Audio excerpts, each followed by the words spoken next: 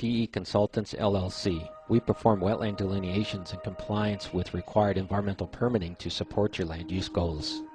Wetlands must satisfy 3 criteria: hydrophytic vegetation, hydric soils, and hydrology. In order for the wetland plant criterion to be satisfied, 50% of plant species within a given sample plot must be wet-adapted plants called hydrophytes.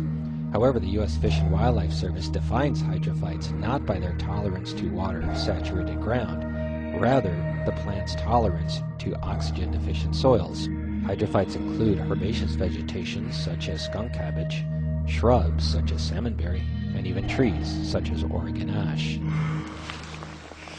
This is skunk cabbage. That's one of the indicators of a wetland, and some of these other plants are also indicators of a wetland. A hydric soil is a soil that is formed under conditions of saturation, flooding, or ponding long enough during the growing season to develop anaerobic conditions in the upper part. Hydric soils can appear as blue, green, or gray mineral soils or clay, commonly containing reddish mottles.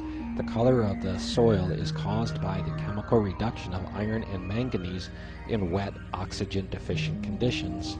The reddish mottles are caused by the rusty chemical oxidation of iron in bubbles that form in the soils as the soils become wet. Hydric soils can also appear as black organic muck or peat, sometimes containing partially decomposed vegetation as a result of oxygen-deficient slow decomposition.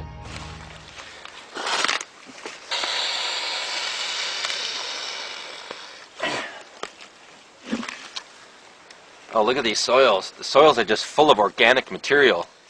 The hydrology criterion is satisfied in areas which are inundated and are saturated to the surface for a consecutive number of days for more than 12.5% of the growing season. In western Washington, the average growing season is from March 1st through October 31st.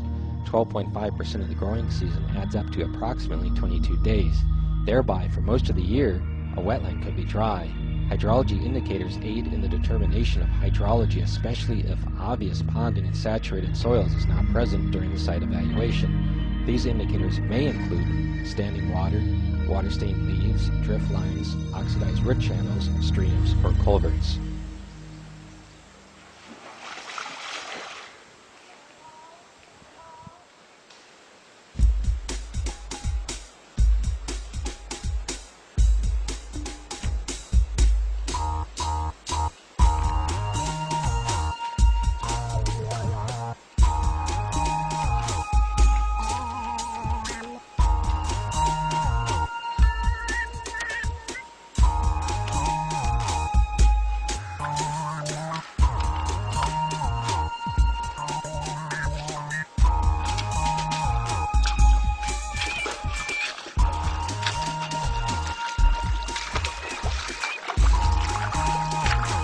Wetland delineation is a lot of work.